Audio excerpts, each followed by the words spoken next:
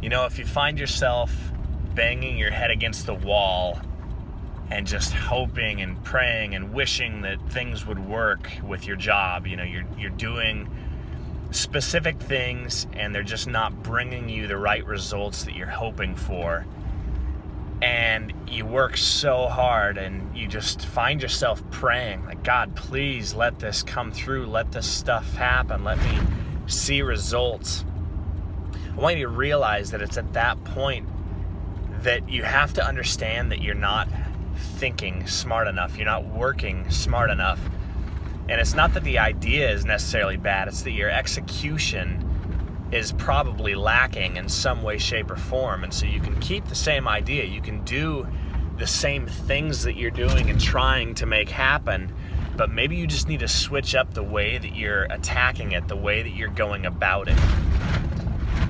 And you should not have to sit and just hope and pray that God would give you some results out of the ether, that he would just pull these things together and that it would work for you. That's not the way that we run business. That's not the way that we live life.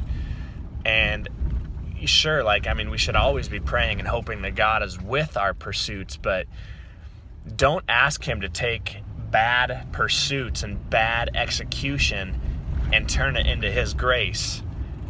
The beauty is that he has given us a brain to think and to grow with, and we should look at the way that we're executing and think about smarter ways to do that, smarter ways to get better results with the idea that we have. And the idea could be bad, but more often than not, it's that we get stuck with our pride and our arrogance thinking that, we know how to do this, and so we'll stick to what we know and we'll just do all these things, and they don't pay off for us.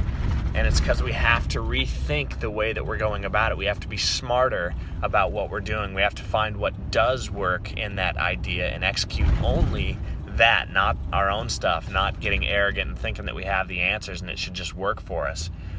Every time you try something, you're going to fail at it a number of times before you're successful. And the quicker you can accept that, the quicker you can be okay with that and move on from each failure to figuring out better ways to do it each time, the quicker you're going to succeed. And so recognize that you may just be in a period of failure, and that's fine. So figure out what to do differently and go do it. Go do better things with it and continue to improve and restructure the way that you work whatever idea you're currently working on. That is how you find success.